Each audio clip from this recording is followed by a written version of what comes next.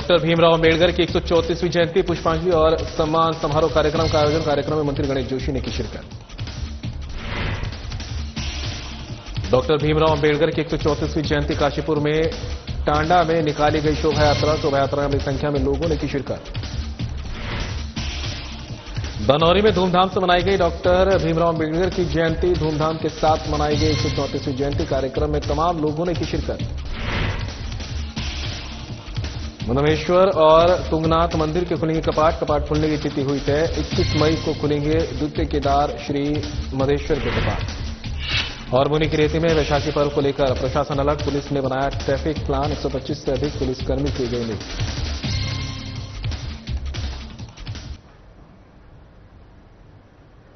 नमस्कार, उत्तराखंड की खबरें लेकर मैं हूं आपके साथ संदीप निरंजन सरकार। और खबरों का रुख कर लेते हैं। मसूरी में बाबा साहब डॉक्टर भीमराव अम्बेडकर की जयंती धूमधाम के साथ मनाई गई है। इस मौके पर माल रोड स्थित अम्बेडकर चौक पर पुष्पांजलि और सम्मान समारोह का आयोजन किया गया। समारोह में बतौर मुख्य अतिथि मसूरी विधायक और कैबिनेट मंत्री गणेश जोशी ने शिरकत की। मसूरी विधायक ने कार्यक्रम में उपस्थित पर्यावरण मित्रों को सम्मानित किया। वहीं स्कूली बच्चों को छात्रवृत्ति भी प्रदान की गई। साथ ही स्वास्थ्य सेवा के लिए डॉक्टरों को भी सम्मानित किया गया। कार्यक्रम में शहर के विभिन्न गणमान्य व्यक्तियों के साथ ही सामाजिक कार्यकर्ता भी मौजूद रहे। कैबिनेट मंत्री गणेश जोशी ने कहा कि बाबा साहब डॉक्टर भीमराव अम्बेडकर की 135वीं जयंती मनाई जा रही है और प्रधानमंत्री नरेंद्र मोदी भारत रत्न डॉक्टर भीमराव अम्बेडकर के पदचिन्हों पर चलकर देश की संस्कृति को आगे बढ़ा रहे हैं और संविधान के प्रति लोगों को जागरूक कर रहे हैं। गणेश जोशी ने प्रधानमंत्री नरेंद्र मोदी का भी आभार व्यक्त करते हुए कहा कि बाबा साहब को जो सम्मान आज मिला है वो मोदी सरकार के प्रयासों का परिणाम है। उन्होंने कहा कि बाबा साहब को केवल उनकी जयंती पर याद करना नहीं बल्कि उनके विचारों को आत्मसात करना ही असली नमन होगा। भारत के संविधान के निर्माता डॉक्टर भीमराव अम्बेडकर जो भारत रत्न में सम्मानित है कि 135वीं जयंती है और मसूरी में आज एक सम्मान समारोह यहां पर रखा गया जिसमें विभिन्न क्षेत्रों में अग्रणीय काम करने वाले लोगों को सम्मानित किया गया है। और डॉक्टर भीमराव अम्बेडकर ने जिन बातों का उल्लेख अपने विचारों में किया था उनको धरातल पर लाने का काम देश के प्रधानमंत्री नरेंद्र मोदी जी कर रहे हैं। आज उनके नाम पर स्मारक बनाने का काम किया तो देश के प्रधानमंत्री मोदी जी ने किया। उनके जन्मस्थल को संवारने का काम किया तो मोदी जी ने किया। उनकी समाधि स्थल को संवारने का काम किया तो मोदी जी ने किया।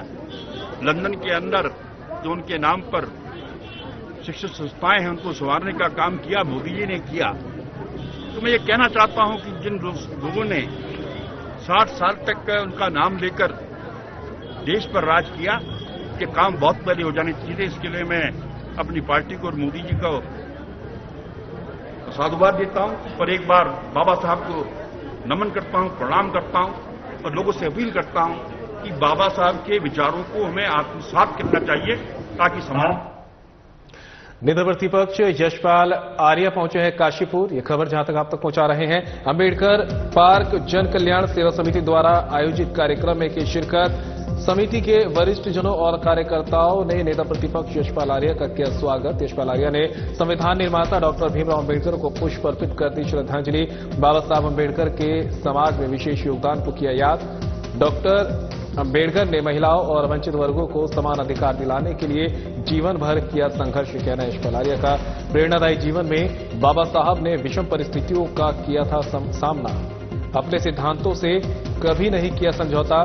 सामाजिक समरसता, समानता और कर्तव्य निष्ठा की प्रतिमूर्ति थे अम्बेडकर। डॉक्टर अम्बेडकर का योगदान अविस्मरणीय है।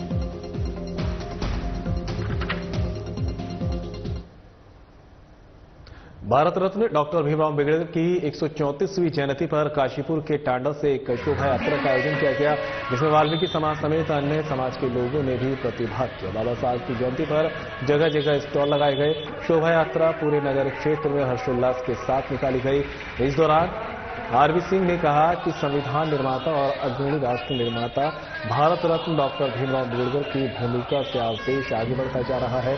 बाबा साहब के सपनों का भारत बनाने के लिए हमें उनके आदर्शों पर चलकर कार्य करना चाहिए। डॉक्टर अम्बेडकर एक महान समाज सुधारक, प्रखर बुद्धिजीवी, कानूनविद और अर्थशास्त्री भी थे।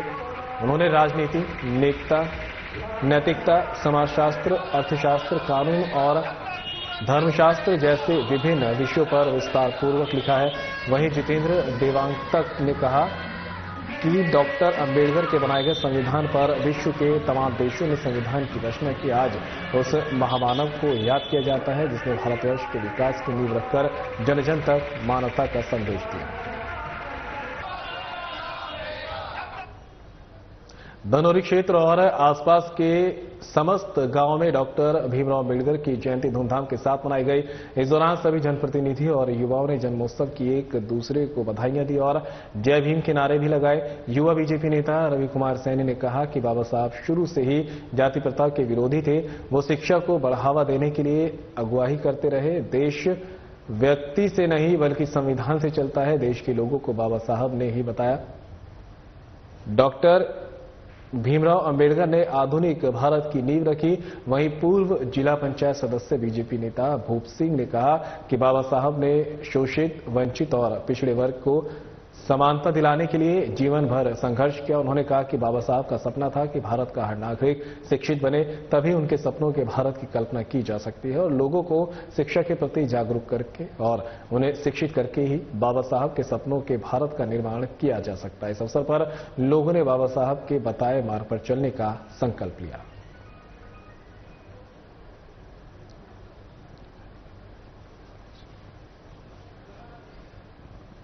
रानीखेत पहुंचे हैं कांग्रेस प्रदेश अध्यक्ष कर्ण महारा। ये खबर आप तक पहुंचा रहे हैं। भारत रत्न डॉक्टर भीमराव अंबेडकर की जयंती पर उनके चित्र पर पुष्प अर्पित करती श्रद्धांजलि। बाबा साहब के उच्च विचारों का किया स्मरण। डॉक्टर भीमराव के पदचिन्हों पर चलने का लिया संकल्प। डॉक्टर अंबेडकर ने समाज को समानता, समरसता और न्याय का दिखाया मार्ग। कहना है कर्ण महारा का। समाज के वंचित वर्ग को मुख्य धारा में लाने का किया काम। बाबा साहब का संघर्ष हम सभी के लिए प्रेरणा। बाबा साहब के विचार आज भी हमारी सामाजिक चेतना को देते हैं दिशा।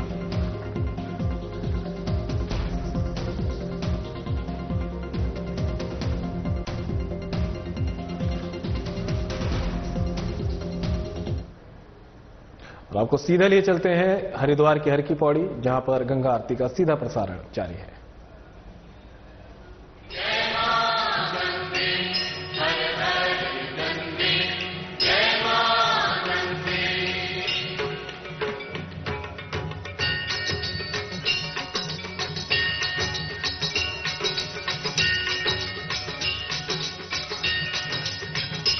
ओम जय गंगे माता, श्री जय गंगे माता, जो नर तुझको ठाता, जो नर तुझको ठाता, मन वांछित फल पाता। ओम जय गंगे माता।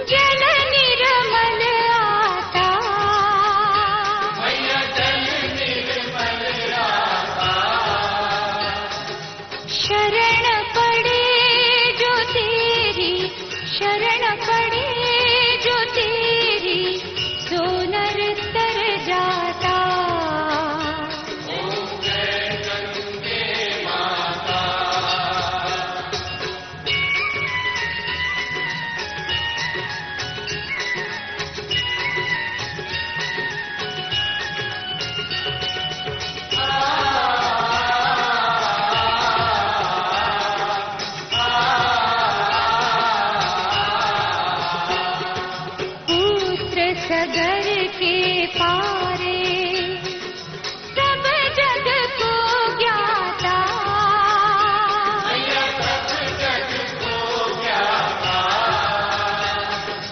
कृपा दृष्टि तुम्हारी कृपा दृष्टि तुम्हारी त्रिभुवन सुखदाता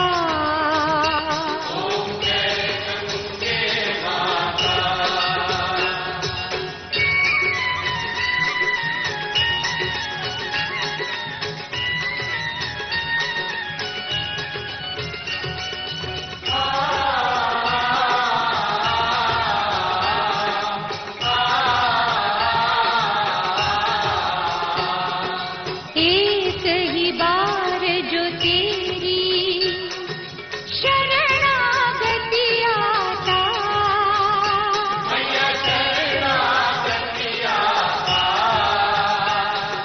यम की त्रास मिटाकर यम की त्रास मिटाकर परम गति पाता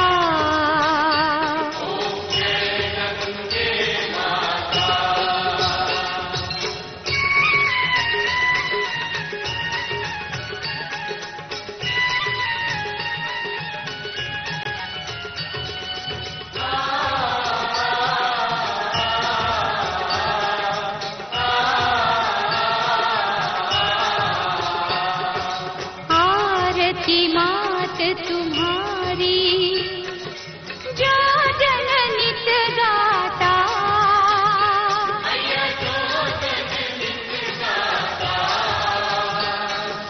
दास वही सहज में दास वही सहज में मुक्ति को पाता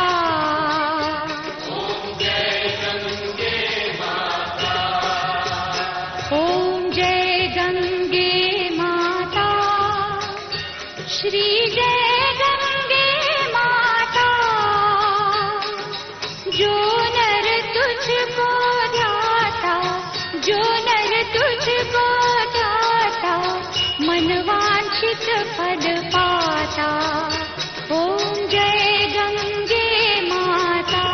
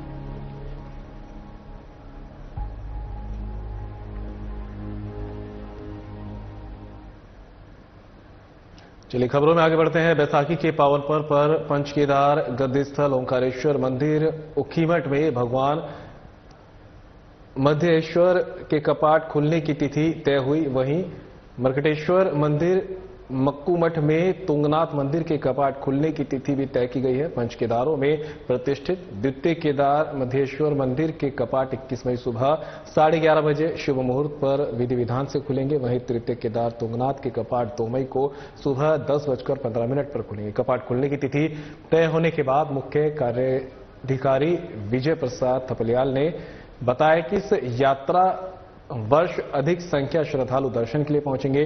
मंदिरों के कपाट खुलने से पहले यात्रा की तैयारियों को अधिक गति दी जा रही है। इसके लिए सभी कर्मचारी अधिकारी मनोयोग से कार्य कर रहे हैं। वहीं बीकेटीसी की केदार सभा के साथ भी बैठक चल रही है। मुख्य कार्यकारी अधिकारी ने केदारनाथ यात्रा तैयारियों के लिए परस्पर समन्वय का आह्वान भी किया। बीकेटीसी मीडिया प्रभारी डॉक्टर हरीश गौड़ ने बताया कि ओंकारेश्वर मंदिर उखीमठ से श्री मध्येश्वर जी की चल विग्रह डोली रविवार 18 मई को श्री ओंकारेश्वर मंदिर परिसर में विराजमान होगी, जो 19 मई को प्रथम पड़ाव राकेश्वरी मंदिर राशि प्रवास को पहुंचेगी, 20 मई द्वितीय पड़ाव गोंडार प्रवास करेगी और 21 मई सुबह श्री मधेश्वर मंदिर पहुंचेगी। बुधवार 21 मई को कर्क लग्न में पूर्वाहन 11:30 बजे द्वितीय केदार मधेश्वर जी के कपाट खोले जाएंगे। प्रातःकाल रुद्रा मेन गर्भगृह से अपना सभा मंडप में विराजमान हुई। उसके बाद पंचांग गणना की तिथि तय हो चुकी है।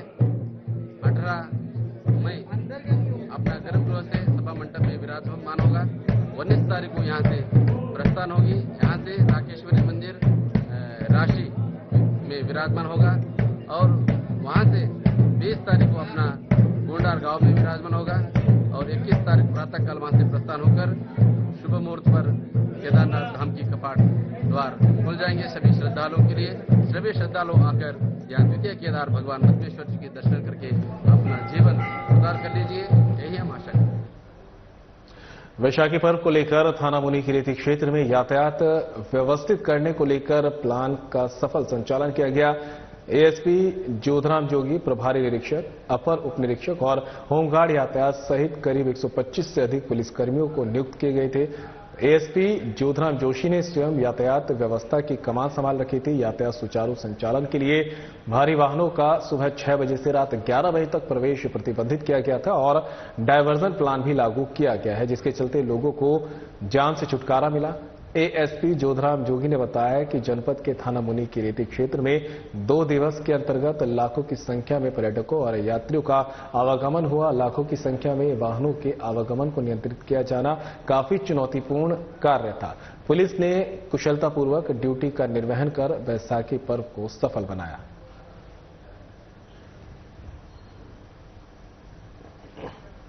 देहरादून पुलिस ने ठक-ठक गैंग के 2 शातिर चोरों को गिरफ्तार किया है। चोरों ने अलग अलग थाना क्षेत्रों में मोबाइल चोरी की 3 अलग अलग घटनाओं को अंजाम दिया।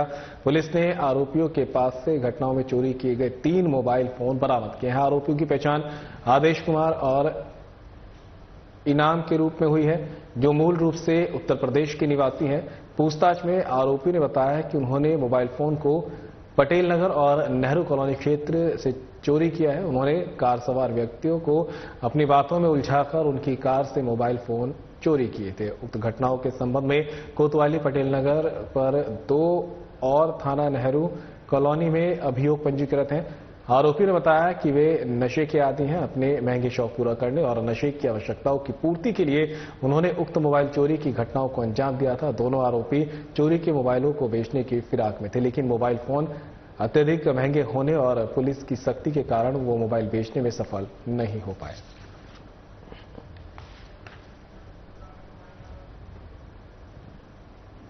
और फिलहाल इस बुलेटिन में मेरे साथ इतना ही, लेकिन जाते जाते आपको ऋषिकेश के त्रिवेणी घाट ले चलते हैं, जहां पर गंगा आरती का सीधा प्रसारण जारी है।